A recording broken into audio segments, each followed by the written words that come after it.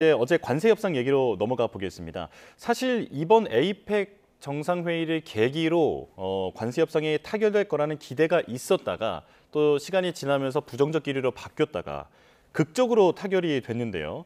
상황 반전을 만든 계기가 뭐였을까요? 예, 결과적으로 말씀하신 대로 정말 극적인 상황 반전이 있었고 예. 큰 틀에서 적지 않은 저는 성과를 달성을 했다라고 생각을 합니다. 제가 엊그저께 이제 어떤 그 신문사가 주최하는 그 밀레니엄 포럼에 참석을 했는데 거기에 이제 구윤철 부총리가 나오셨습니다. 그래서 패널에서 이런 질문이 있었습니다.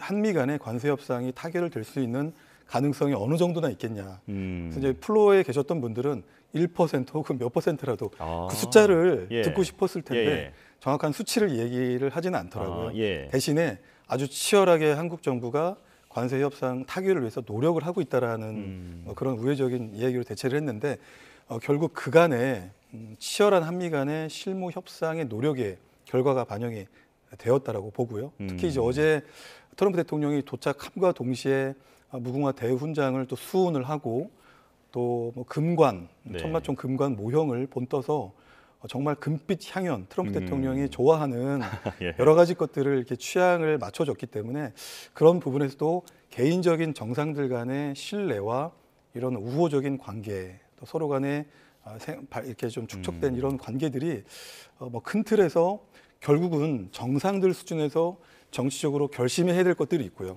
또 그 전까지는 실무적으로 치열하게 논쟁을 하고 토론을 해서 양국 간의 서로의 이익들을 조정하는 과정이 있는데 결국 이런 모든 이제 결과들이 정상들에게 다 보고가 되었고 남아 있는 몇 개의 쟁점들에 대해서 어제 이제 모두 발언 이후에 한미 정상회담에서 이렇게 좀 통 크게 정치적 결심이 이루어진 게 아닌가 이렇게 생각을 하는데 정리하면 한미 간의 치열한 실무 협상의 결과가 긍정적으로 반영이 되었고 어제 이재명 대통령을 포함한 우리 측이 준비한 트럼프 대통령을 맞이하는 최고의 이런 예우들이 결국은 트럼프 대통령이 개인적인 어떤 좀 마음을 사지 않았나 이렇게 생각을 합니다. 예, 정치적 결심이 있었을 것 같다라고 말씀을 해주셨는데 안보 전문가시니까 혹시 그 이번 관세 협정에서 안보가 어떤 주요 재료가 됐을 그런 가능성도 있지 않겠습니까? 사실 네. 뭐 주한미군의 그 역할 재배치라든지 이런 부분은 공식 석상에서 언급되지는 않았었거든요. 네, 모두 발언에서 나오진 않았습니다. 동맹 현안에 대해서 나오진 않았지만 저는 그 핵 추진 잠수함이 필요한 예. 연료를 공급하도록 트럼프 대통령이 결단해 달라라는 말 속에서 굉장히 놀랐습니다. 예. 민감한 얘기를 이렇게 이제 이재명 대통령이 전 세계가 집중하고 있는 이 세계의 정상회담에서 이제 그런 이야기를 한 것은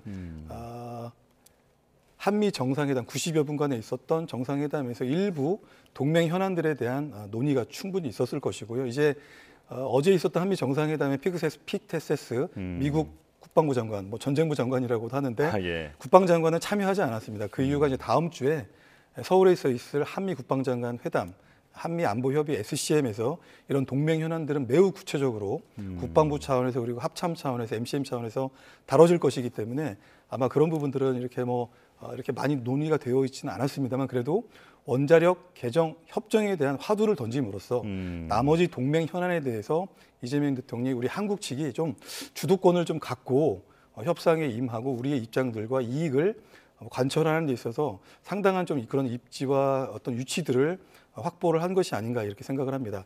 이제 한미 간의 동맹 현안들이 여러 가지 첨예한 게 있죠. 말씀하신 전략적 유연성의 문제가 있고요. 예. 또 그 전략적 유연성의 맥락 안에서 주한미군의 수준과 범위는 어떻게 할 것이냐.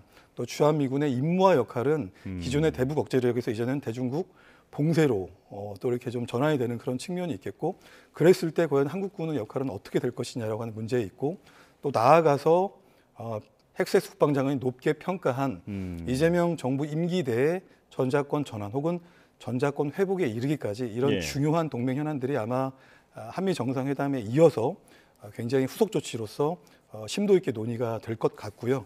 원자력 개정 협정도 아마 이제 추후에 이 개정 협정에 대한 탄력을 받을 걸로 예상이 되고 전자권 전환과 주한미군의 임무와 역할 조정과 관련된 트럼프 2기의 동맹 정책 현대화도 굉장히 가속화될 걸로 예상이 됩니다.